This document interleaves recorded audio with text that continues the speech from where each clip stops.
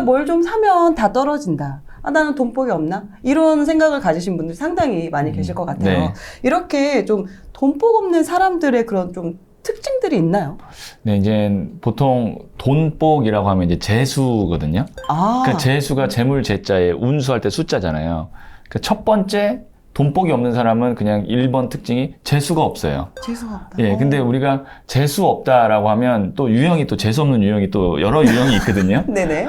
그 중에서도 또 이제 재수 없는 유형이 두 가지 유형이 있는데 첫 번째가 좀 거만한 사람들이 있어요. 거들먹거리는 사람들. 그래서 이런 사람들한테는 뭐 어디 주식이 좋대, 뭐 아니면 어디에 투자하면 좋대 그러면 그거 내가 해봤어. 그거 내가 다 알아봤는데 그러니까 이렇게 좀 거들먹거리고 폼을 잡느라 그런 정보나 이런 것들을 받지를 못해요. 실제적으로 거기에 대해서 실제로 기회가 있을 수도 있는데. 예, 그러니까 이제 돈복을 걷어차는 거죠. 그 다음에 이제 두 번째로 재수없는 유형은 또 뻔뻔하고 얄미운 유형들이 있어요. 뭐 예를 들어서 어떤 주식을 추천을 해서 돈을 실제로 벌었어요. 그럼 고맙다고 해야 되는데 다른 데 투자했으면 더 벌 수 있었는데 어떤 유형인지 아시겠죠? 네, 너무 알 것 같습니다. 네, 네, 밥을 네. 사줘도 나는 소고기 먹을 줄 알았는데 삼겹살을 먹었네. 죄송해요. 재수없죠. 뻔뻔하고 얄미운 유형들. 오. 그러니까 이 두 가지의 유형은 돈복을 걷어차는 전형적인 재수없는 유형인 거죠. 네. 그 다음에 이제 또 두 번째로 돈복을 걷어차는 사람들은 의심이 많아요. 의심이 많은 건 좋은 거 아닌가요? 네네. 자세히 알아봐야 되니까. 그렇죠. 네. 근데 그 사람들은 이렇게 얘기해요. 그렇게 좋은 게 나한테 왜 오겠어? 그러니까 그 의심과 분석은 다른 겁니다. 의심은 안 하기 위한 자기 합리화고 분석은 하기 위해서 내가 알아보는 거예요. 그러니까 내가 나태하고 위험을 감수하지 않기 위해서 의심이라는 어떤 그런 행동과 마음가짐을 갖는 거죠. 그래서 의심이 많은 사람들은 돈복을 걷어찰 수밖에 없어요.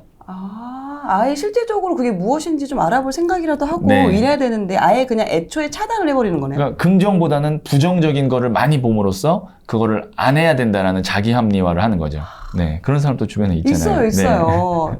왜냐면 어떤 걸 이야기를 해줘도 네. 물론 이제 그거에 대해서 좀 더 알아보는 건 충분히 필요한데 네. 야 그거 했다가 망했잖아. 그 사람 망했잖아. 네. 이렇게 얘기를 하고 아예 그 시도조차 안 하는 경우들도 네. 있거든요. 이제 의심을 그렇게 해서 자기가 안 하게 되는 걸 합리화하는 유형이 있고, 그다음에 이제 세 번째는 호기심이 없어요. 이게 왜 중요하냐면 돈복이 이렇게 막 굴러다녀요. 그런데 금덩어리가 이렇게 굴러다니는 것이 아니고 진흙 덩어리처럼 굴러다니거든요. 그러면 그거를 뭐야? 라고 해서 이렇게 털어봐야 이제 금이 나오는 건데 호기심이 없는 사람은 그거 자체를 이제 보지를 않죠. 그래서 호기심이 있는 사람들은 항상 보면 그거 뭔데? 뭐야? 이러거든요. 저 같은 경우도 호기심이 좀 많은 편인데 네네. 누가 이렇게 줄 서잖아요. 백화점이나 어디 가면. 그럼 꼭 가서 저도 줄을 서요. 우선 줄을 서고 봐요. 그래서 어저께도 백화점을 갔는데 줄을 서더라고요. 그래서 뭐야? 줄 섰는데 도너츠 가게였어요. 그래서 그런 거 사요. 뭘까? 왜 줄을 설까? 그런 식으로 뭔가 이제 호기심이 있어야 되는데 돈복이라는 건 이렇게 깨끗하고 맑은 상태에 있지 않아요. 그런 것들은 이미 다 가져갔어요, 사람들이. 보통 돈이라는 거는 수기운이나 토기운에 있거든요. 근데 수기운과 토기운이 합치면 뭐예요? 진흙탕이에요. 좀 이렇게 질척거리고 남들이 보지 않고 그런 곳에 이제 돈이 있는데 그러려면 호기심을 갖고 그걸 이렇게 봐야 된다는 거죠. 네. 이런 것도 그게 줄을 선다는 게 어떻게 보면 요즘 트렌드를 체크할 수 있는 그런 부분일 수도 있겠네요. 예. 그래서 남들이 뭐 한다, 좋다 그러면 이제 그걸 보고 관심을 가져야 되는데 그게 아니라 아예 그냥 관심이 없는 거죠. 그 다음에 이제 또 네 번째 유형은 뭐냐면 하던 것만 해요. 계속 하던 것만 하는 분들이 있어요. 물론 맞아요. 이것이 나쁜 건 아닙니다. 안정지향형이고 그래서 그것이 자기 삶에 만족스럽다면 괜찮지만 하던 것만 하면 최선이 유지예요. 그분들이 제일 많이 하는 말이 있습니다. 송충이는 솔잎을 먹어야지 뽕잎을 먹으면 탈난다.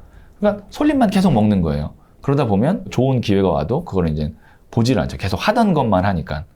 네. 그러니까 이게 그거가 또 연결될 수 있겠네요. 성장을 하려고 하지 않는다는 것과 또 이거 일치가 될 수 있을 것 같아요. 그게 나쁘다는 건 아니에요. 그냥 단지 돈복을 내가 더 갖지 못할 뿐이죠. 그 다음에 이제 마지막 다섯 번째 유형은 인색해요. 7, 80년도에는 인색해도 돈을 내가 한 푼, 두 푼 모아가지고 그걸로 이제 집도 사고 이렇게 해서 부자가 될 수 있는데 지금은 아니잖아요.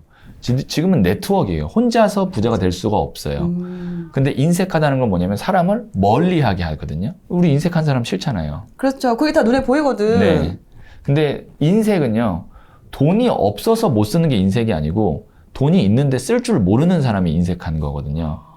그러니까 돈이 없어서 저 사람이 돈을 못 쓰면 그게 얄밉거나 싫진 않아요. 그쵸. 눈에 보이죠. 그게, 이게 그 형편이 안 되는 거니까. 형편이 안 되는 거니까. 근데 돈이 분명히 있는데, 내가 밥을 10번 샀으면 저 사람이 커피 한 번 살 수 있는 여유는 있는 사람인데, 커피 한 번도 안 산다.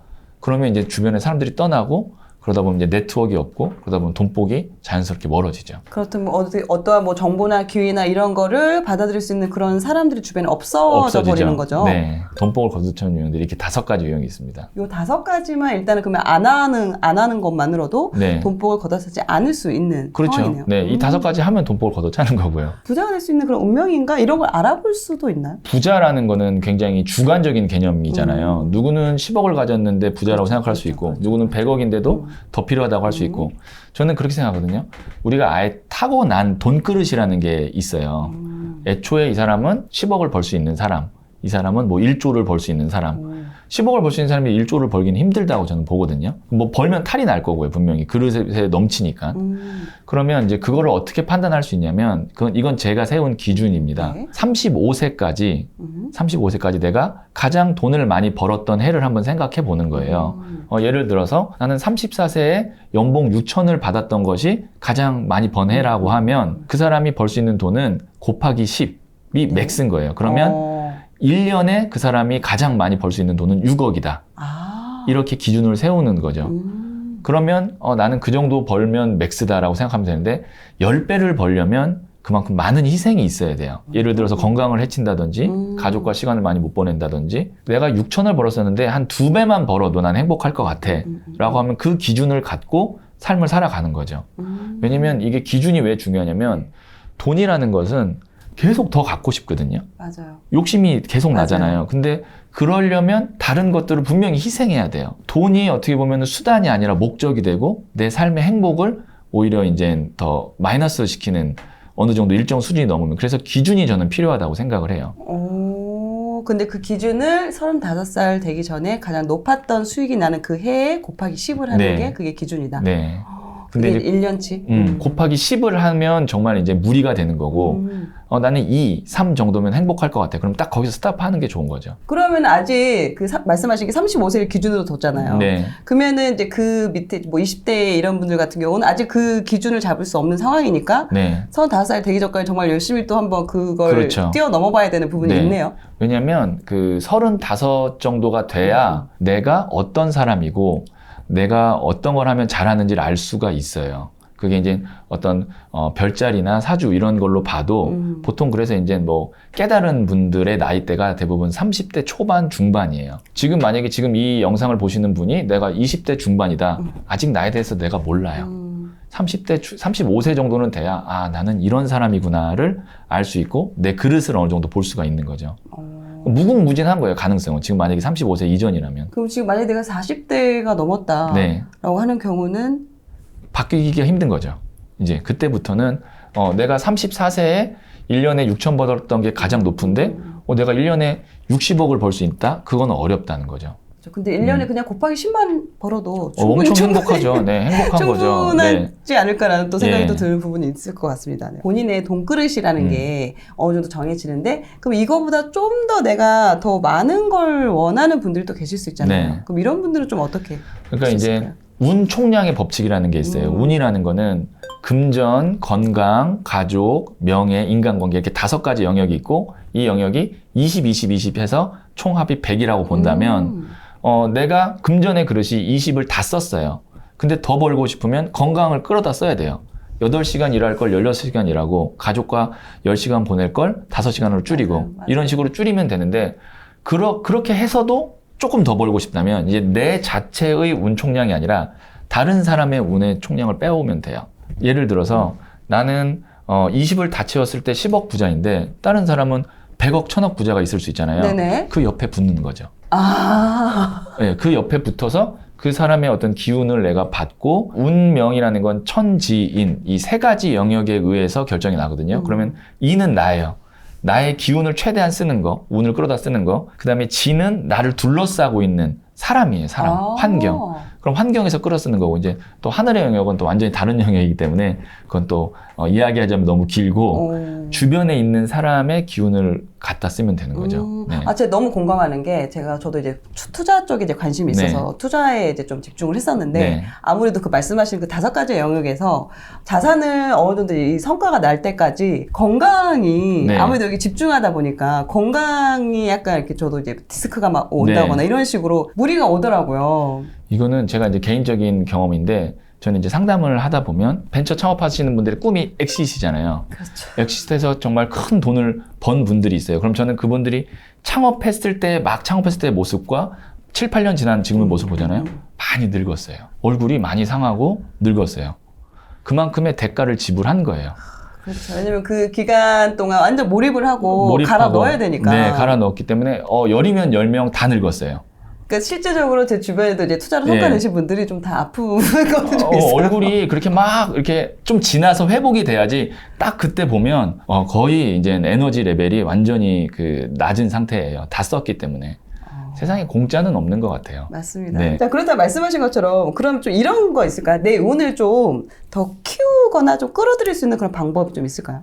그러니까 제가 아까 말씀드렸던 것 이제 같은 맥락인데 운을 키우려면 다른 사람의 운을 받아야 된다고 하잖아요. 그러면 다른 사람들이 나를 봤을 때 뭐라도 하나 더 주고 싶고 호감이 가는 사람이 돼야 되는 거거든요. 그러려면 어떻게 해야 되냐면 긍정적인 말을 하는 것이 가장 운성비가 좋아요.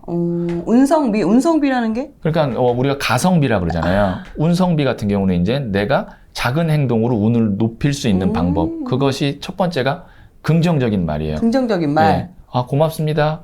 얼굴이 정말 연예인 같으세요. 그래서 아까 그 말씀하셨군요. 근데 진짜로 제가 작년에 봤을 때보다 훨씬 더 화사하고 에너지가 좋아지셨어요. 주변에 있는 사람들에게 정말 좋은 말, 기분 좋은 말, 그 다음에 야, 걱정하지 마. 너 같은 경우는 잘 돼. 이런 말 얼마나 좋아요. 예, 힘들 때 그런 말 들으면 되게 맞아요. 힘이 되거든요. 예를 들어서, 거 봐라. 내가 안 될 줄 알았다. 이러면은 정말 화가 나잖아요. 이런 것도 있고 또 다른 또 운성비 중에 하나는 뭐냐면 너무 좋다. 내 주변의 사람 중에서 나랑 가까운 사람이 가족이잖아요. 네. 부모, 그 다음에 배우자 이런 경우는 파동 에너지가 다 연결이 아주 끈끈하게 돼 있어요. 그래서 특히 이제 부모 자식 간에는 파동 에너지가 연결이 돼 있기 때문에 그래서 부모님 묘 자리를 좋은 데 써야 자손이 잘 된다는 것이 그런 이야기가 많죠. 그게 다 연결돼 있기 때문이거든요. 그럼 하물며 살아계신 부모님이면 더 연결이 돼 있을 거 아니에요. 그렇죠. 그래서 부모님의 기분을 자녀의 기분을 좋게 하는 것이 나의 운을 끌어올리는 방법이에요. 그래서 저 같은 경우는 부모님은 이제 잘 모르시지만 제가 이제 책이 나오거나 아니면 어떤 중요한 어떤 걸 할 때 그 전에 부모님한테 큰 선물을 해요. 부모님은 어떤 안마 의자를 사드린다던가 TV를 사드린다던가 침대를 바꾼다던가 아니면 용돈을 크게 드린다던가 부모님은 왜 그런지는 모르시는데 그게 사실 부모님을 위한 것이지만 저를 위한 거예요. 내가 지금 뭔가를 지금 이제 하는 일이 있으면 이걸 더 좋게 해주는 거는 내 주변 사람들을 더 기분 좋게 해주고 더 베풀어야 돼 베풀맥이 돌아온다 이런 그렇죠. 의미이신가요? 연결이 되어 있으니까요. 근데 부모님이 예를 들어서 굉장히 좀 우울하고 왜 우리 아들은 전화도 안 하나 막 다른 데 가서 비교하고 그 집 아들은 전화도 안 하나 봐 이런 소리 듣고 그러면 당연히 내 운이 좋아질 리가 없어요. 연결돼 있으니까. 그래서 전화해서 안부전화 이게 운성비죠. 안부전화하는데 큰 돈 드는 거 아니잖아요. 맞아요. 시간만 내면 되지. 그래서 그렇게 하는 것이 이제 내 운을 끌어당기는 방법이죠.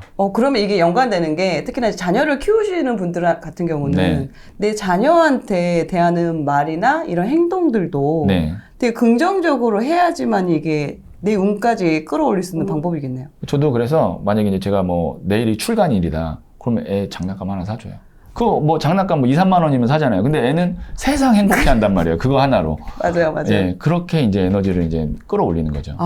이거 너무 좋은 팁인 것 같아요. 그러니까 이건 나뿐만 아니라 주변 사람까지 다 행복하게 하니까 또 그걸 지켜본 나 또한 더 그 긍정 에너지를 받게 되고. 이거는 바로 해볼 수 있는 것들이어서. 바로 전화 드릴 수 있잖아요, 부모님한테. 또 아이한테 금방 또 막 이렇게 별로 이렇게 안 좋은 말 나가려다가도 네. 넌 잘할 수 있어. 이렇게 하면 아이와의 사이도 네. 더 좋아질 수 있고. 네. 오, 이거 너무 좋은 팁이네요. 근데 또 요즘 같은 경우 보면 이제 자산이나 이런 거에 되게 관심 많으시잖아요. 네. 부자 되는 거, 그리고 또 성공 이런 게 어떻게 보면 인생의 필수 요소라고 생각하는 분들이 많으신데 물론 이 두 가지 되게 중요하긴 하지만 그렇다고 모두가 그 두 개를 다 가질 수는 없는 상황이잖아요. 네. 그렇다면 그 두 개가 없으면 나는 그럼 실패한 인생인가? 이렇게 생각하시는 분들도 상당히 또 많으실 것 같아요. 저도 이거에 대한 고민을 참 많이 했거든요. 근데 부와 성공이 물론 행복의 필수 조건일 수는 있다고 보지만 충분 조건은 확실히 아니잖아요.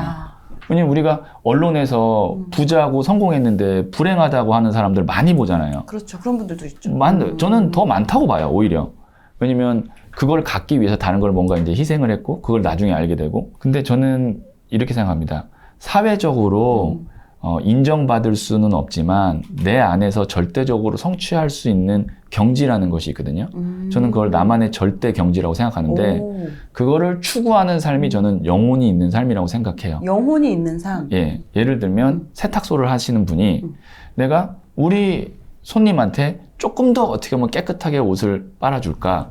그 다음에 어떻게 하면 2번이라도 더 잘 다려가지고 이 사람이 기분을 좋게 할까? 뭐 예를 들어서 이제 유튜브 편집하시는 PD님이라면 어떻게 하면 내가 우리 이 출연진을 조금 더 빛나게 편집을 할까? 내가 사는 삶의 이 영역에서 나만의 절대 경지를 추구하는 것. 저는 그런 삶을 살고 있는 사람이 정말 행복하고 멋진 삶이라고 생각해요. 그래서 저도 제가 하는 이 타로 카드에서 어떻게 하면 내 절대 경지를 한번 추구할 수 있을까? 그거를 좀 계속 지금 연구하고 있어요. 그러면 이게 어떻게 보면 내가 하고 있는 분야에 의미를 갖고 네. 가치를 주고 그리고 어떻게 하면 여기를 좀 더 잘할 수 있을까? 요 부분도 이렇게 연결될 수 있겠네요. 그렇죠. 그리고 사람들이 이제 요즘에 특히 왜 내가 불행하다고 생각하냐면 비교를 해서 그래요. SNS, 인스타. 예. 지구상의 모든 생명체 중에 비교하는 생명체는 인간밖에 없어요. 그래서 인간이 제일 불행한 것 같아요. 그러네요. 예. 나는 분명히 오늘 내 나름의 좋은 식당을 갔는데 또 SNS를 보고 누가 파인다이닝을 갔네. 그거 간다고 해서 크게 뭐 행복한 건 아니잖아요. 근데 그런 걸 그 보고 친구도 오랜만에 처음 예. 갔으니까 기념사진 남긴 거거든요. 네. 맨날 가면 안 남기지. 그래서 제가 이제 누구 이제 가끔 만나다 보면 요즘 돈 많이 버나 봐요.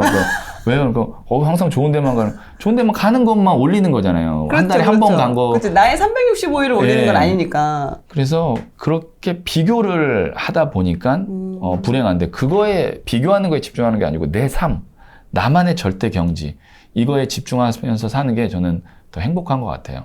남과 비교하지 말고 어떻게 보면 이거네요. 어제 나와 비교를 하고 어제보다 네. 내가 오늘 좀 뭔가 나아졌는지 뭘 좀 더 성장했는지 네. 이 부분이 더 중요하다는 네. 말씀을 하시는 거죠.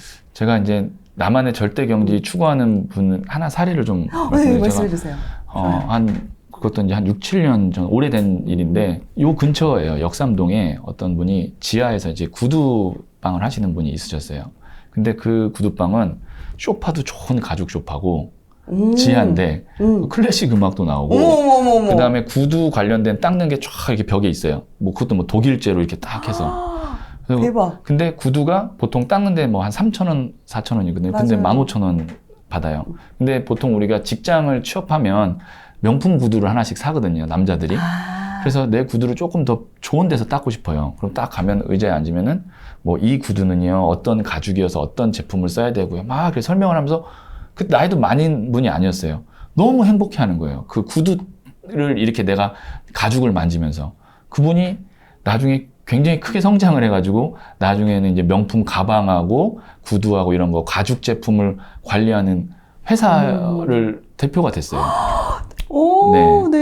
그래서 제가 그거 보면서 대박. 나만의 절대 경지를 그 사람은 얼마나 행복해요. 내가 좋아하는 가죽을 이렇게 만지면서 그 나중에 또 성공도 하더라고요. 그리고 또 그걸 받는 입장에서도 뭔가 되게 대접받는 느낌이고 네. 그런 생각이 들 것 같아요. 그분이 근데 근데 일반적인 그런 구두바랑 또 되게 너무 다르니까. 어떻게 성공했는지 아세요? 어떤 분이 지방에서 사시던 분이 소문 듣고 구두를 닦았는데 소문 너무 듣고 좋은 거기까지 온 거예요? 예, 그래서 그분이 이제 자기 집에 내려가서 집에 있는 구두를 택배로 혹시 닦아주시나요? 보냈는데 그분이 파워블로거였던 거예요. 그래서 그거를 자기 블로그에 했는데 이제 전국에서 이제 택배로 대박! 그렇게 해서 성공을 한 케이스예요. 우와. 오. 네.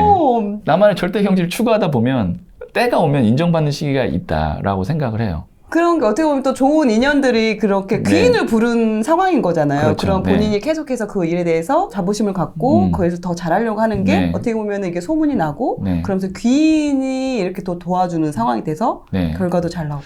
그러니까 이게 그 일이 정말 내가 좋아하는 일로 돈을 버는 사람이 잘 행복한 것 같아요. 근데 특히 요즘에는 일에 두 가지가 있어야 되는데 교감과 이익이 공존해야 돼요. 내가 이 일에서 교감만 있으면 빈곤한 삶을 살고 맞아요. 이익만 있으면 나중에 공허하거든요. 그래서 이 두 가지가 공존된 거를 하는 일을 하는 사람이 저는 행복하다고 생각해요. 지금 일반 직장인 같은 경우는 그런 걸 또 잘 못 느끼고 일단 이익만 보고 다닐 수 있거든요. 이 월급 월급 때문에 어쨌든 내가 지금 이직을 할 수 없고 내가 지금 뭔가 좋아하는 게 아직 없는 상황이라면 일단은 지금 다니고 있는 이 업에 대해서 어떻게든 좀 그 안에서 좀 더 가치를 좀 찾아가거나 뭔가 여기서 내가 좀 더 확장시킬 수 있는 게 없을까? 요걸 계속 고민해 보는 게 필요할 수 있겠네요. 그리고 뭐 이제 그거 외적으로 다른 거 어떤 교감을 할 수 있는 일을 좀 찾았으면 좋겠고요. 앞으로 이제 또 살아갈 인생이 또 길잖아요. 내 운이 좋을지 나쁠지 이것도 알 수 있나요? 그러니까 이 운이라는 거는 고정불변이 아니고 미래, 특히 미래의 운이라는 미래는 고정불변이 아니고 변화 가능한 미래이기 때문에 그것을 지금 현재 기점에 딱 규정 지을 수는 없어요.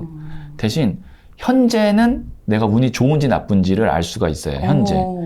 제가 말씀드렸지만 운이라는 거는 환경이거든요. 내가 어떤 환경이 있느냐에 따라 결정이 되는데 환경이라면 나를 둘러싸고 있는 사람이에요. 그러면 가족 외에 내가 가장 많이 연락을 하는 사람 5명을 종이에 써보고 객관적으로 이 5명이 다 지금 잘 나가고 있는지 잘 풀리고 있는지를 보면 5명이 다 잘 풀리고 있다. 그럼 지금 나도 좋은 운에 있는 거죠. 근데 5명이 조금 다 안 풀리고 있다. 그럼 나도 지금 좀 안 좋은 운에 있는 거고요.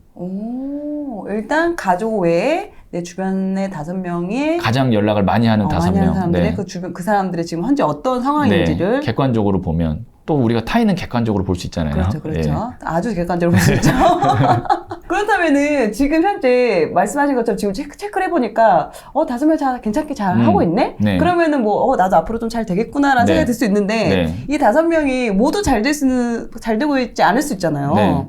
그런 경우는 어떻게 해야 되죠? 3명은 잘 되고 2명은 안 된다. 그러면 3명하고는 좀 많이 어울리고 2명하고는 조금 거리를 두고 그래서 내가 지금 운이 내가 나쁘다고 생각한다면 나보다 좀 나은 사람, 잘 되고 있는 사람의 무리에 들어가는 것이 좋아요. 근데 이게 또 얘기 들으면 이럴 수 있을 것 같아요. 그거 너무 이기적인 거 아닌가? 라고 생각이 또 들 수도 있을 것 같거든요. 저는 운이라는 거는 그냥 어떻게 보면은 이기적인 게 맞아요. 왜냐면 운은 뺏고 뺏기고 기세거든요. 그래서 내가 만약에 양보하고 다 뺏기면 없는 거예요. 그리고 운이 많은 사람, 좋은 사람의 운을 빼오는 게 아니고 같이 가서 그냥 시너지를 같이 가는 거예요. 그러니까 타고 가는 배에 그냥 내가 같이 가는 거지 그 사람을 못 가게 하는 건 아니거든요. 그렇기 때문에 그게 뭐 이기적이면 이기적이다라고 할 수 있지만 우선 내가 잘 돼야죠. 그렇죠. 그것도 내가 잘 돼야 주변을 또 그 안 되고 있는 사람들도 도와줄 수 있으니까. 여기서 또 조심해야 되는 건 안 되고 있는 사람을 도와주는 거는 참 조심해야 되는 일이에요.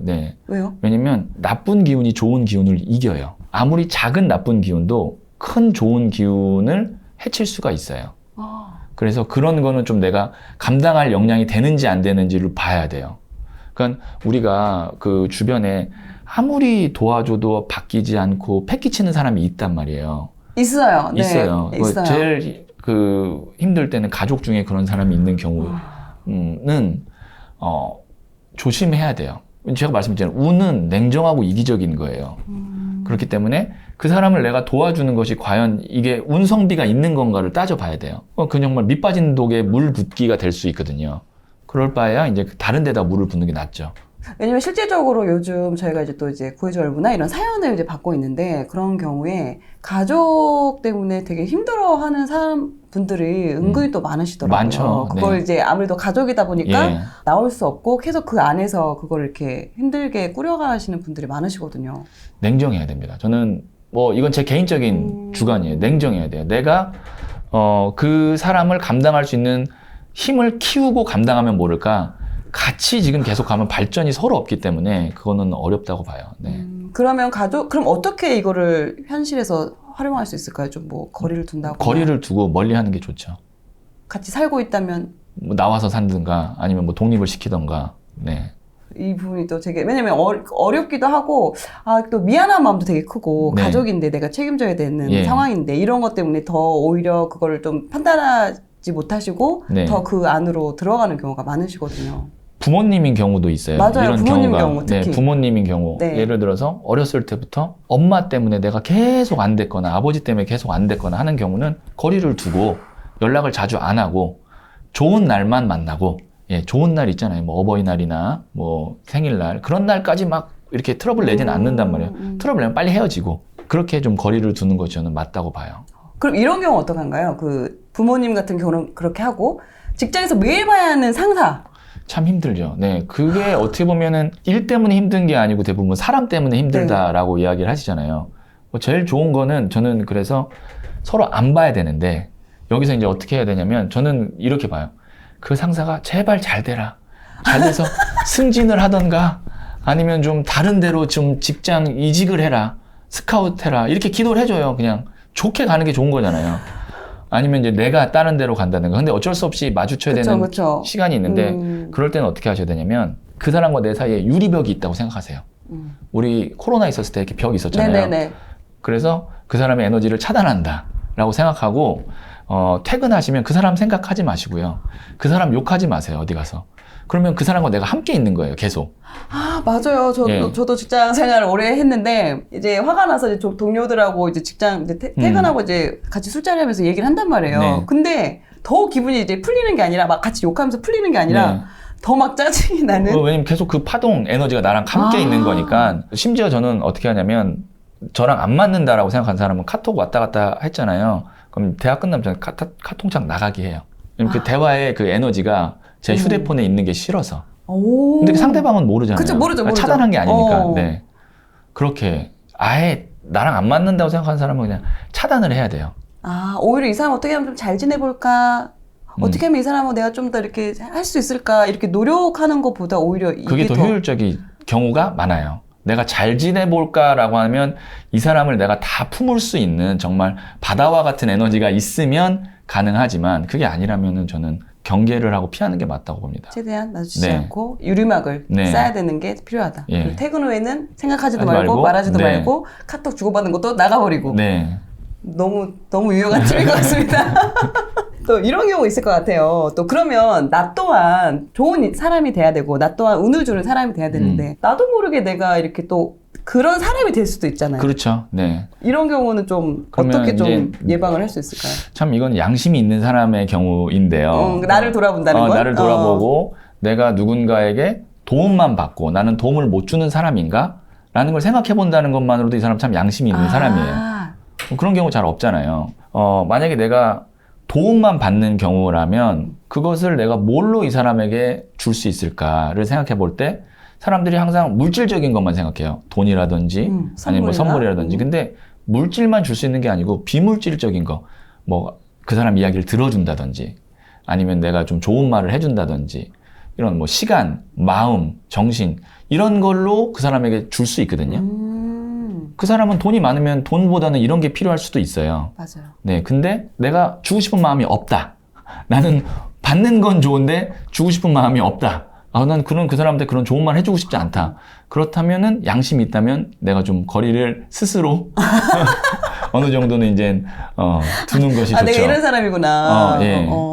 그리고 내가 그 사람한테 받고만 있고 내가 주기는 싫은 거잖아요. 그럼 양심이 있다면 좀 어느 정도 이제 덜 받아야 내가 이기적이구나. 네. 그럼 내가 안 줄 거면은 그럼 나도 받는 거에 대해서 조금 경계를 해야겠다. 네, 조심해야겠다 이렇게 생각해야죠. 그게 아니라면 만약에 좀 더 나도 이제 남들한테 좋은 운을 주고 싶다 하면은 말씀하신 것처럼 뭐 금전적이고 물질적인 게 아니더라도 그런 정성을 쏟는다는 거죠. 어떻게 보면 시간을 쓰고 에너지를 쓰고. 근데 이게 이럴 수 있어요. 나에게 어떤 사람이 선물을 줬을 때 나 이거 진짜 필요했던 건데 너무 좋아.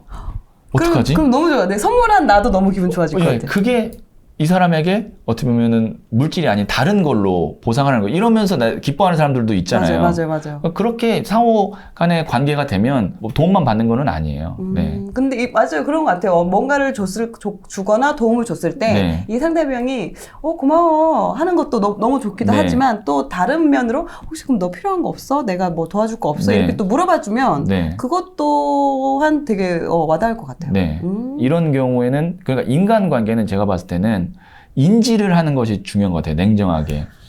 모든 가족 간이든 뭐 친구 간이든 기브 앤 테이크거든요. 맞아요. 그게 깨지면은 서로 원망 생기고 그다음에 그런 게 있어요. 그래서 그것이 지금 잘 맞고 있는지를 한번 생각해 봐야 될 것 같아요. 맞습니다. 부모 외에는 무조건적인 건 없습니다. 부모도 제가 볼 때는 부모도 무조건적이면 나중에 감정 상하잖아요. 부모님이 하는 얘기가 그냥 내가 너한테 어떻게 했는데 를 얘기를 많이 하잖아요. 어떻게 했으면 그만큼 드려야죠. 그러네요. 네, 알겠습니다. 모든 인간관계는 기브 앤 테이크. 부모님이 나한테 해준 거 없는데 자꾸 부모님이 뭐 나중에 해달라고 하면 자녀도 기분 나쁘잖아요.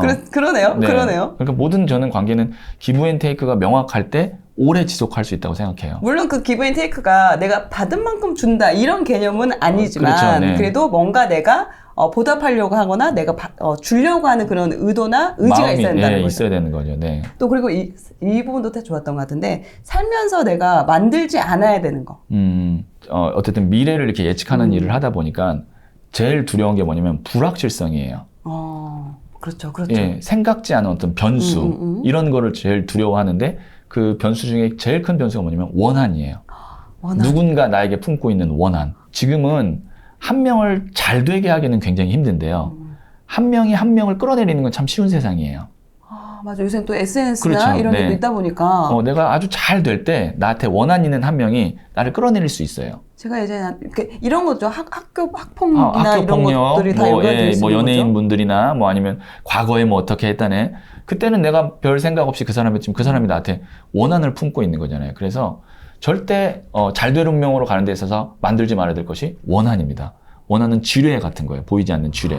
언제 내가 밟고 터질지가 몰라요. 그래서 원한을 만들지 않기 위해서 이제 5가지를 알려주세요. 조심하시면 되는데 첫 번째, 우리가 이런 말 해도 될까?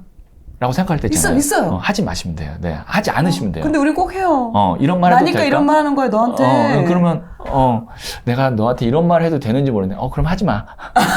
네. 이거 상대방이 혹시 나한테 그렇게 얘기를 하려고 하면 서두에 이런 말 꺼낸다 그러면은 내가 받아줄 때 하지 마. 이렇게 해야겠네. 근데 스스로 안 하는 게 좋죠. 이런 말 해도 될까? 분명히 그거는 원한을 만들 만한 말일 가능성이 크거든요. 조심스러운 말이니까 안 하시는 게 저는 우선 좋다고 보고요. 네. 그 다음에 남 뒤에서 이야기하는 거는 안 하는 게 좋아요. 분명히 그 사람 귀에 들어가거든요. 그러면 굳이 하고 싶다면 좋은 이야기만 하는 것이 좋아요. 뒤에서 이야기 안 하되 꼭 해야 된다면 좋은 이야기만. 뒷이야기는 좋은 이야기만. 왜냐면 그 사람 귀에 들어갈 거니까.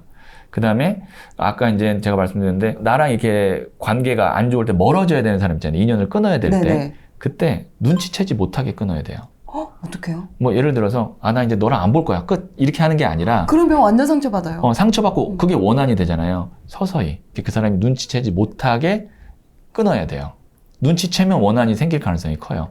아니면 오히려 그쪽에서 더 이제 집요하게 나한테 집착을 할 수도 있어요.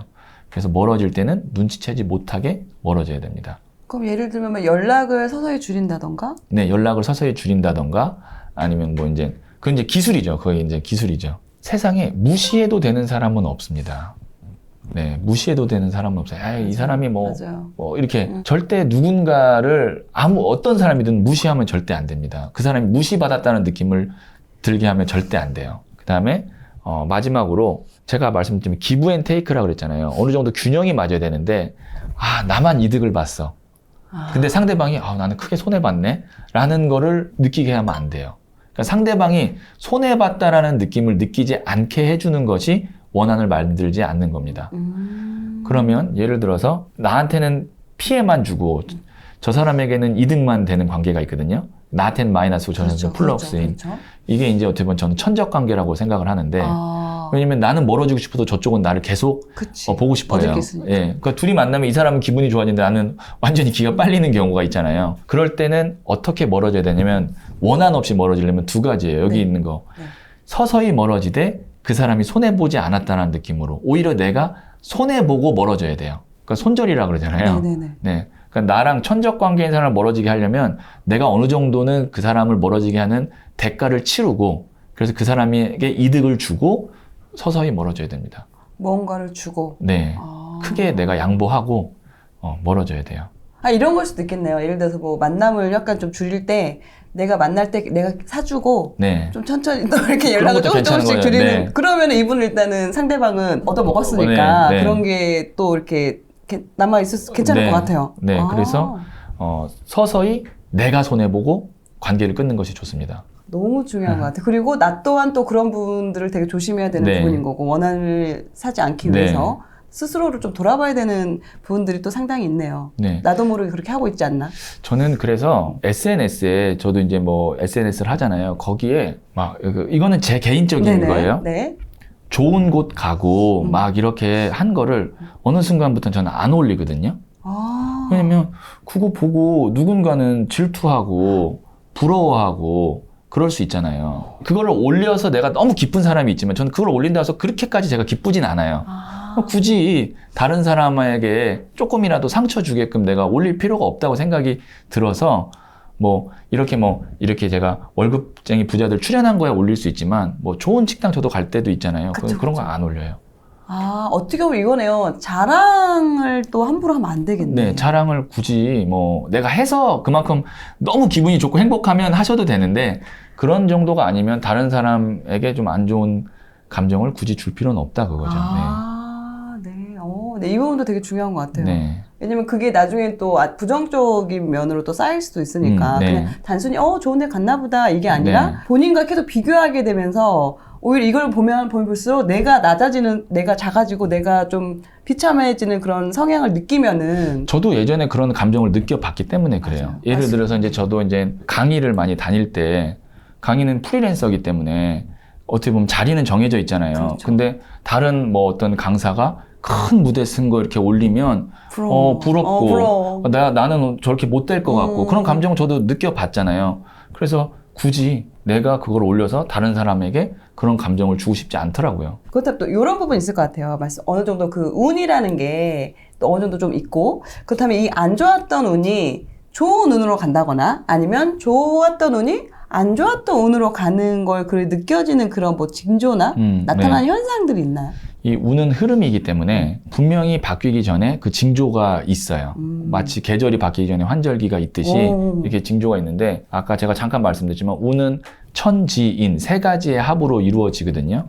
그러면 운이 좋아지기 전엔 이 세 가지의 영역에서 징조가 있는데 첫 번째, 하늘의 운은 타이밍이에요. 내가 어떤 일을 준비를 딱 했을 때 그 어떤 이런 공고가 난다든지 내가 신호등 앞에 섰는데 바로 파란불이 된다든지 아하. 이런 식으로 타이밍이 딱 맞아 들어간다라는 느낌을 받으면 내가 지금 이제 운의 흐름이 좋아지려고 하나 보다 라고 느낄 수 있고 그 다음에 이제 지는 제가 말씀드렸죠. 주변에 사람들이 그랬잖아요. 네네. 사람들이 떠나는 거에 대해서 불안해하지 마세요.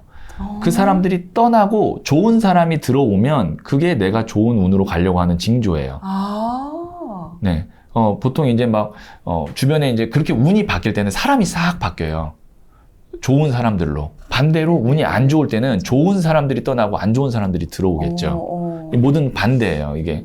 그 다음에 인은 나의 에너지거든요. 우리가 이제 컨디션이 막 좋아지려고 할 때 있어요. 지금처럼 이렇게 이제 운이 좋아지려고 하니까 화색이 돌고 제가 얼굴이 굉장히 밝아지셨어요. 그 전보다. 지금은 아프지가 않아서 그때는 좀 아팠었거든요. 특히 아프셨나 봐요. 그날이 네. 되게 아프다고. 디스크가 네. 있었어가지고 지금은 괜찮아요. 지금 이제 내가 화색이 돌고 막 얼굴이 좋아지고 이렇게 뭔가 이렇게 설레임이 있고 그렇거든요. 운이 좋아지려고 하면 마치 어린아이가 백화점 가가지고 장난감 이렇게 보고 나 저거 갖고 싶어 하는 그 표정 있죠. 그 표정이 나와요. 왜냐면 운이 바뀌기 전에 제일 빨리 하는 사람이 내 영혼 나거든요. 그러니까 마치 내가 저 앞에 이제 저걸 갖기 전에 직전이니까 표정이 상기돼 있고 밝고 뭔가 이제 그 어린아이 같은 그런 느낌을 갖게 돼요. 그래서 저는 이제 상담 예전에 할 때 들어올 때만 봐도 저 사람이 어떻구나가 대충 느낌이 와요. 아무래도 그 표정이나 이런 거에서도 바로 나타날 수 있겠네요. 나타나죠. 왜냐면 저는 그날 만약에 하루에 10명을 상담하면 운이 좋은 사람, 안 좋은 사람을 이렇게 교차해서 보잖아요. 네. 그러니까 비교가 바로 돼요. 이 사람은 밝다. 이 사람은 어둡다. 이게 다 보여요. 또 이런 부분이 있을 것 같아요. 말씀하신 것처럼 좋은 운으로 바꾸기 위해서는 뭐 나도 나의 에너지도 중요하고 타이밍도 중요하지만 그 주변의 사람들도 상당히 네. 중요하다라고 말씀하셨잖아요. 네. 귀인을 만날 수 있는 그런 방법이나 이런 게 있나요? 귀인은 우선 정말 제가 봤을 때는 운을 순간에 바꿀 수 있는 가장 좋은 것 중에 하나가 귀인을 만나는 거거든요. 종합 선물 세트 같아요. 귀인은 정말 네. 한 사람의 그 귀인이 어떻게 보면 잘될 운명으로 가는 열쇠가 돼서 문을 열어주기도 하거든요. 그러면 우선 내가 어떤 귀인이 필요한지를 알아야 돼요. 왜냐면 그래야 그 귀인이 갈 때 손을 잡을 수가 있어요. 그러면은 이 사람한테는 귀인이지만 네. 이 사람이 나한테도 귀인이 되는 건 아닐 수도 아니죠. 있네요. 네. 뭐 예를 들어서 제가 이제 12월 달에 제 타로 책이 나오거든요. 네. 축하드립니다. 그러면 이제 저 같은 경우는 어떤 사람이 필요하냐면 이 책을 잘 팔아줄 수 있는 마케터가 필요해요. 그렇죠. 그러면 저는 이제 종이에다 쓰겠죠. 내 책을 잘 팔아줄 마케터를 12월 안에 만난다. 그리고 저는 진짜 그렇게 써요. 매일 카톡에. 아무래도 나는 이제 그런 사람을 만나기 위해서 쭉 이렇게 보겠죠. 그럼 나타났을 때 잡을 수 있어요. 내가 어떤 귀인이 필요한지 구체적으로 쓰고 데드라인을 언제까지 만난다를 결정을 해놔야 그 귀인이 지나갈 때 지나치지 않을 수 있고, 두 번째는 기브 앤 테이크라고 그랬잖아요. 네네. 그 귀인에게 내가 해줄 수 있는 것이 있어야 돼요. 그 귀인도 그냥 오진 않을 거 아니에요. 그렇죠, 그럼 그렇죠. 예를 들어서 내 책을 잘 팔아주면 내가 뭐 수익의 5%를 난 준다. 아니면 나한테 어떤 조언을 해주면 나는 이렇게 해준다. 그래서 제가 귀인을 5가지 유형으로 한번 말씀을 드려볼게요. 네네네, 귀인. 좋아요. 네, 귀인이 네. 5가지 유형이 네, 있는데 네. 첫 번째는 뭐냐면 정말 나에게 필요한 걸 직접적으로 줄 수 있는 귀인. 뭐 내가 돈이 필요하면 돈을 빌려준다 라든지, 아니면 두 번째는 필요한 사람을 연결해 줄 수 있는 귀인이에요. 예, 필요한 사람을 연결해 줄 수 있는 귀인. 그 다음에 세 번째는 나에게 확실한 해결책을 줄 수 있는 사람. 내가 어떤 고민이나 이런 문제가 있을 때 그 해결책을 줄 수 있는 그런 귀인이 있고요. 그 다음에 네 번째는 나에게 올바른 방향으로 살 수 있는 조언을 해줄 수 있는 사람. 어떻게 보면은 첫 번째는 지식이라면 두 번째는 이제 지혜인 거죠. 그렇죠. 네, 지식과 지혜라고 나눌 수 있고, 다섯 번째는 나를 정말 진짜로 아껴주고 사랑해주는 마음을 줄 수 있는 사람. 이 5가지의 유형이 있어요, 귀인이. 그럼 나는 이 유형 중에 어떤 귀인이 필요한지를 카테고리 안에서 정할 수 있는 거죠. 그리고 나는 이 사람을 만났을 때 어떻게 나는 해야겠다. 뭐 이런 거죠. 나한테 어떤 사람이 솔루션을 줬으면 나는 그 사람에게 진심에 대한 어떤 마음을 줄 수도 있는 거고, 맞아요, 이 5가지를 서로 주고받을 수 있는 거예요, 또. 그럼 서로가 귀인이 되는 거죠. 그럼 어떠한 도움을 받았으면은 이게 그냥 감사합니다 끝나는 게 아니라 네. 예를 들어서 저희도 예를 들어 뭐 강의를 하거나 아니면 어떤 이제 조언을 해드렸을 때 뭐 이렇게 작은 손편지라도 이렇게 쪽지로라도 주시면은 그게 또 되게 고맙고 그래서 더 생각나고 네. 그분 또 무슨 일 있으면 또 더 도와드리고 네. 싶고 이런 게 또 생기거든요. 저도 이제 주변에 이제 제 스승님과 같은 이제 귀인 분들이 있잖아요. 저에게 귀인은 어떤 분이 제일 귀인이냐면 올바른 방향으로 갈 수 있게 조언해 주시는 분이 저한테는 제일 큰 귀인이에요. 상담하거나 이런 걸 딱 깨우쳐 주시는 분들 몇 분이 계신데 저는 그분들에게 때마다 뭐를 이렇게 챙겨요. 뭐 큰 걸 챙길 수는 없지만 제철 과일이라든지 뭐 어딜 내가 뭘 먹었는데 이거 너무 맛있더라. 그러면 그게 뭐 한 3, 4만 원 정도밖에 안 하지만 이렇게 택배로 그냥 보내드려요. 그러니까 이런 게 귀인을 만나기 위해서 노력하는 것도 중요하지만 그 귀인과의 또 계속 연결될 수 네. 있도록 그 인연을 잘 끌고 갈 수 있는 것도 노력이 좀 필요하네요. 네. 근데 이런 것도 있을 것 같아요. 귀인인 줄 알고 만났어요. 근데 네. 아닌 거야. 이게 사기꾼과 귀인이 처음에는 똑같아요. 그래서 구별이 안 돼요. 예, 그러니까 당하고 나서야 이제 아는 예. 거지. 왜냐면 귀인은 만나면 1분 안에 설레임을 주고요. 그 다음에 10분을 만나면 감동이 밀려와요. 내가 이 사람을 만나기 위해서 그렇게 헤맸구나. 근데 사기꾼을 만나도 똑같아요. 사기꾼을 만나도 1분 안에 설레임을 느끼고 10분이 되면 감동을 줘요. 왜냐면 사기꾼은 사기를 치려고 또 온 말을 사람인데. 또. 예. 그래서 애초에 우리는 처음부터 인연을 잘 맺어야 될 필요가 있는데, 그러니까 걸러서 만나야 함부로 만나면 안 되는데, 뭐가 다르냐? 네. 내가 구별법. 사기꾼을 10회를 만나면 반드시 사기꾼은 나에게 손해를 끼치고 있습니다. 근데 귀인은 10회를 만났으면 다 반드시 나한테 도움을 주고 있어요. 그러니까 만나서 그거를 체크해 봐야 돼요. 그러니까 그 한 끗 차이인데 처음 만남에서는 몰라요. 그치, 구별할 그치, 수 없어요. 그치. 처음에 잘해주니까. 만남이 어느 정도 기간이 지나서 손해를 끼치는지 피해를 끼치는지를 보고 판단을 할 수밖에 없어요. 그게 꼭 금전적인 게 아니더라도 네. 뭐 마음적으로나 심적으로 이 사람만 만나고 보면 내가 막 더 힘들고 실질적으로 이 사람이 직접적인 영향을 안 주면 간접적으로 내 일이 안 되고 그런 경우가 있죠. 그런 경우는 잘 판단하고 한 10번 정도 아니면 그 네. 안에 그런 게 또 느껴진다. 예, 확신이 들면 이제 제가 말씀드렸다시피 손해보고 눈치채지 못하게 멀어져야죠. 그거는 인연을 정리할 때 네. 너무 좋은 것 같아요. 내가 지금 살고 있는 집이나 아니면 이제 내가 앞으로 이사를 갈 집, 이런 집을 볼 때 또 그런 터나 이런 것도 좀 중요한가요? 매우 중요하다고 생각하고요. 아. 어떻게 보면 운의 거의 뭐 전부라고도 생각을 할 수도 저희는 있어요. 보통 로열층, 로열동 뭐 네. 이런 것만 따지거든요. 네, 그러니까 풍수를 하시는 선생님들은 풍수가 운의 전부다라고 이야기를 하시거든요. 그만큼 미치는 영향이 커요. 좋은 터에 가면 무조건 잘 되고 안 좋은 터에 가면 무조건 안 된다. 이거는 이제 그분 선생님들의 말인데 저도 그거에 어느 정도 동의를 하거든요. 그래서 이사를 가실 때 제일 중요한 거 체크해 볼 수 있는 게 살던 사람이 잘 돼서 나갔나. 기존에 살고 있는 사람이 잘 돼서 나갔는지. 더 좋다면 이제 2대에 걸쳐서, 그러니까 전 사람과 전전 사람이 다 잘 돼서 나갔다면 그 집은 좋은 곳이겠죠. 네, 근데 예를 들어서 누가 뭐 부도가 나서 어디서 망해서 나갔대. 그러면 우선 의심해 볼 필요가 있죠. 그 터가 안 좋은 터라는 걸. 그러면 우리가 저희가 집 보러 갈 때 이런 얘기 많이 하거든요. 여기서 다 잘 됐어요. 저희 뭐 고대 가고 연대 가고 이랬어요. 그럼 이런 것 또한 좋은 거죠. 거네요. 네, 그래서 저 같은 경우도 이제 이사를 가려고 하는데 네네. 지금 몇 년째 이사를 못 가고 있는 이유가 지금 있는 집에서 좋았어요. 잘 됐어요. 그러면 이거보다 더 좋은 데로 가야 되는데 좋은 데를 제가 지금 찾지를 못하거든요. 그럼 제일 좋은 건 뭐냐면 내 지인들 중에 잘 돼서 이사 가는 사람이 있을 거 아니에요. 그 집에 내가 들어가면 최고 좋죠. 확실하죠, 그러면. 네. 왜냐면 또 실제적으로 이분의 그런 걸 봐왔으니까. 예, 봤으니까. 그래서 그런 데가 나오나 지금 기다리고 있어요. 오히려 역으로 내가 이 집에서 잘 됐다면 함부로 이사 가시면 안 돼요. 잘 됐다면 여기서, 그래서 보면 정치인들이나 재벌들이 30년 이렇게 계속 살잖아요. 맞아요. 이사 잘 안 가는 것 같아요. 거의 안 가요. 왜냐면 그 집이 다 그분들은 이제 보고 터를 잡으니까 그거 플러스 되는 데가 잘 없거든요. 그럼 만약에 지금 내가 살고 있는 집이 별로 좋은 터가 아닌 경우, 이런 경우는 거기서 그럼 계속 살면 안 되고 빨리 나와야 되나요? 이거는 이제 제가 운은 냉정한 거라고 말씀드렸잖아요. 내 운이 안 좋은 시기에는 안 좋은 터에 가 있습니다. 그게 연결이 돼 있어요.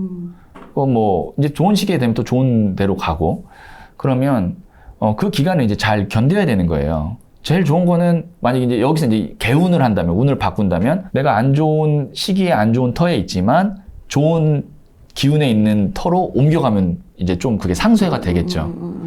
그러면 내가 만약에 안 좋은 터에 있다고 해서 이사를 당장 갈 수는 없잖아요. 우리가 현실적으로. 그렇죠. 네. 그래도 그 집 안에서 잠자는 자리가 좋은 자리가 있고 공부하기에 좋은 자리가 있고 밥 먹기에 좋은 자리가 있어요. 돈 후왕의 가르침이라는 책에 이런 대목이 나와요. 제자인 카스타네다에게 이렇게 큰 이제 거실에서 이 거실에 너에게 친구가 되는 자리와 적이 되는 자리가 있다. 친구가 되는 자리를 찾아봐. 라고 이야기해요. 그럼 카스타네다가 몇 시간 동안 막 이렇게 하다 땀 뻘뻘 흘리다가 아유 못하겠다 털썩 주저앉아요. 그 자리가 친구가 되는 자리다. 어머. 내가 가장 힘들고 지칠 때 편히 기댈 수 있는 자리. 사람도 그렇잖아요. 내가 가장 힘들고 지칠 때 편히 기댈 수 있는 사람이 내 친구잖아요. 그렇죠. 자리도 똑같다는 거예요. 그게 의미하는 게 뭐냐면 이 하나의 집이지만 그 자리마다 터가 다르다는 얘기예요. 그러면 잠을 자보는 거죠. 거실에서도 자보고 어디서 자보고 해서 잠이 잘 온 자리. 아침에 일어나서 개운한 자리. 그 자리에서 이제 내가 잠자리를 자고 공부도 그렇게 하고 그렇게 이제 그 안에서 나름의 이제 내가 비방책을 한번 세워보는 거고, 두 번째로는 이 집을 기쁨의 에너지로 채우면 돼요. 사람들을 초대해서 막 이렇게 그래서 새로 우리가 이사 가면 집들이도 하는 거고 개업식도 하는 거예요. 그게 또 그런 의미인 거예요? 기쁨의 에너지를 채우기 위해서 그런 거예요. 이사 했으니까 자랑하려고. 아니 그 에너지를 채우려고 하는 겁니다. 네. 그래서 내가 이 집이 조금 어둡고 나 이런 집이다라고 생각이 들고 내가 좀 이 집에 와서 좀 안 풀렸는데 이사를 가긴 가야 되는데 공백이 있으면 제가 말씀드렸다시피 자리를 한번 찾아보고 사람들을 좀 불러서 기쁨의 에너지로 계속 채우면 어느 정도 상쇄하면서 좋은 운이 있을 때까지 기다릴 수 있어요. 이사 다니거나 인테리어 할 때 풍수지리도 많이 네. 생각을 하시니까 이런 이야기 많이 듣거든요. 그 현관 앞에 해바라기 그림을 네. 두면은 잘 된다. 네. 이런 이야기인데 이거 진짜 맞나요? 상식선에서 네네네. 말씀드리면 현관은 밝아야 돼요. 양의 기운이 있어야 돼요. 그래서 해바라기를 두는 거예요. 해바라기가 이제 양의 기운, 태양을 바라보는 기운이잖아요. 그래서 뭐 어떤 경우도 있냐면 현관에 붙이는 부적이 날일자를 아주 빼곡하게 쓰는 경우도 있고요. 빛광자를 빼곡하게 쓰는 경우도 있어요. 왜냐면 날일자랑 빛광자는 빛과 태양의 에너지잖아요. 그래서 뭐 쉽게 그냥 날일자를 많이 써서 붙여놓으셔도 되고, 그래서 현관은 웬만하면 좀 밝게 하시는 게 좋아요. 불을 좀 이렇게 밝게 하고. 그러니까 조명도 좀 밝게 네. 한다거나. 네, 밝게 하고. 그리고 뭐 바닥 타일을 좀 밝은 색으로 쓴다거나. 깨끗하게 해놓고, 신발 정리도 좀 깨끗하게. 왜냐면 운이 들어와야 되는데, 어둡고 지저분하면 운이 안 들어오잖아요. 그렇게 해서 싹 운이 밝은 느낌으로 들어올 수 있게. 그리고 안 좋은 운은, 어둠의 에너지잖아요. 음의 에너지는 밝은 걸 싫어하거든요. 그러니까 그렇죠. 그거를 밝게 해서 못 들어오게 하고. 그럼 이런 경우도 있나요? 좀, 나한테는 좀 흉터가 될 수 있지만, 또 다른 사람이 들어왔는데 거기 또 이제 명당이 될 수 있는 이런 경우도 있나요? 이제 그런 경우는 제가 이제 그러니까 흉터는 그냥 흉터고요. 명당은 그냥 명당이거든요. 우리가 좋은 경치 있는데 커피숍 가면 누가 와도 다 기분이 좋지만 만약에 이제 반지 하나 이렇게 좀 안 좋은데 가면 누구나 봐도 기분이 안 좋잖아요. 똑같아요. 땅의 기운도. 근데 간혹 그런 곳이 있대요. 도깨비터라고. 도깨비터? 도깨비터 이제 기복이 있는 거예요.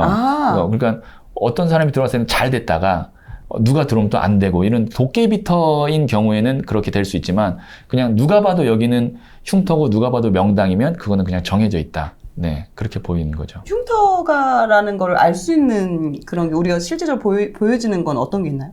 그러니까 뭐 눈으로 기운이기 때문에 볼 수는 없지만 이게 이제 저처럼 감이 좀 있는 사람들은 가면 아는데요. 제가 갔던 가장 명당 중에 명당이 어디였냐면 그 태조 이성계의 릉이 있어요. 건원릉이라고 부르는데 거기를 이제 올라가서 보려면 허가를 받아야 되거든요. 근데 제가 허가를 받아서 갔어요. 뭐 연구 목적으로. 그래서 근데 풍수 선생님이 무덤이 이렇게 앞에 있으면 앞에를 딱 이렇게 서면 정말 가슴이 뻥 뚫리는 것 같아요.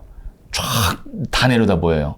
근데 진짜 좋은 데는 그 무덤의 뒷자리가 좋다는 거예요. 이 자리에 앉아보라는 거예요. 딱 앉았는데 진짜 포근하게 엄마가 이렇게 감싸주는 그런 느낌이에요. 거기서 1시간만 자면 힐링될 것 같은 그런 느낌이 있어요. 그러니까 명당은 포근하고 따뜻하고 밝아요. 근데 이제 제가 비싼 집이라고 해서 명당이 아니거든요. 오히려 비싼 집인데 흉터인 경우도 많아요. 뭐 한남동 뭐 고급 빌라라든지 아니면 뭐 청담동에 뭐 이런 데도 저는 이제 가보면 어떤 느낌이냐면 우선 대리석으로 깔아놨잖아요. 그렇죠.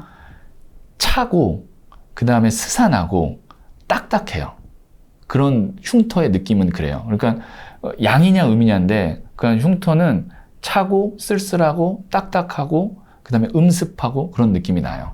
그래서 이제 그런 느낌으로 이제 잘 파악하실 수 있으면 이제 명당과 흉터는 어느 정도는 구별할 수 있죠. 우리가 또 그 창문 있고 없고에 따라서 그 느껴지는 기운이나 나한테 생기는 기운이 좀 다르잖아요. 출입구도 되게 중요하죠. 네, 출입구도. 그래서 이제 뭐 몇 대째 물려오던 식당 이렇게 잘 되던 식당이 아들이 물려받고 망하는 경우가 있잖아요. 확장해서. 그게 이제 출입구가 바뀌고 그 다음에 요만큼은 기쁨의 에너지로 채워졌는데 공간이 넓어지니까 전체를 기쁨의 에너지를 못 채우니까 그 나머지 공간에서 안 좋은 기운이 나와서 전체를 망치는 그런 경우도 있어요.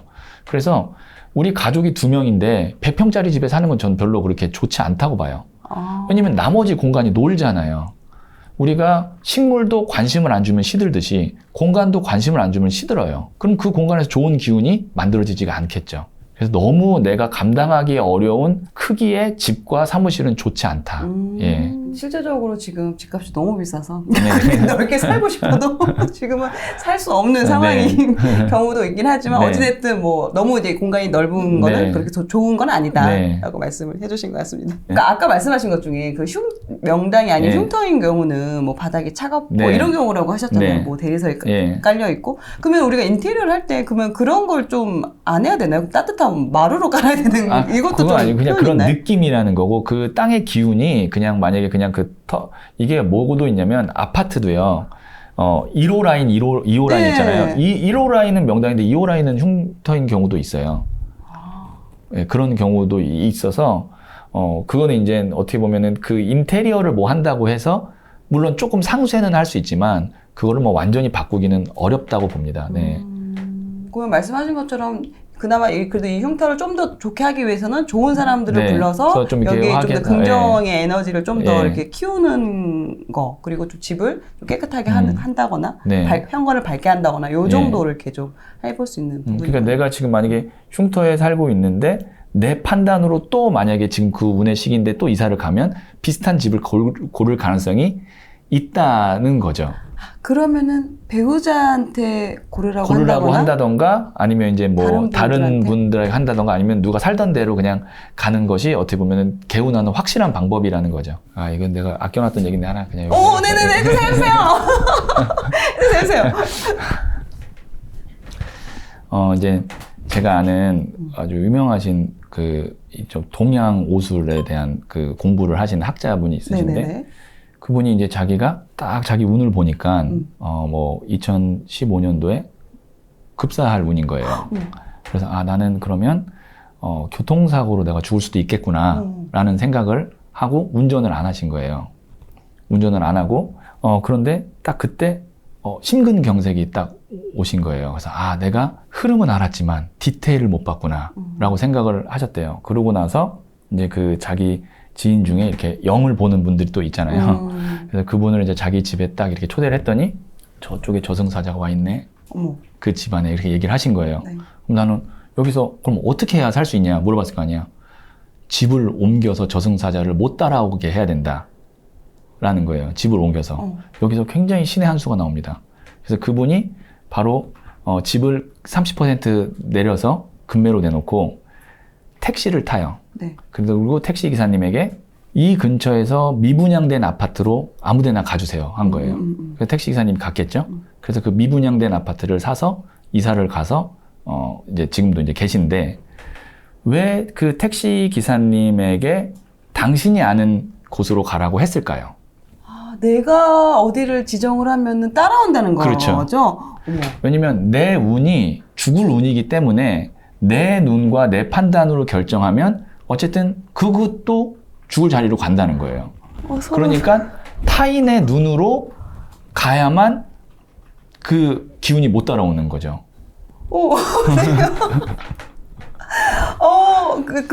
그런 경우가 네, 그런 실제로 경우가 있다는 거예요. 그래서 뭐 이걸 보시는 분이 이거에 좀 반감이 뭐야 그런 게 어디 있어라고 하지만 그럴 수도 있지만 근데 실질적으로 이제 그런 사례가 있으니까 그만큼 어떻게 보면은 내 운과 이 땅이 터가 같이 가는 거예요. 네, 같이 가는 거라고 생각을 하시면 됩니다.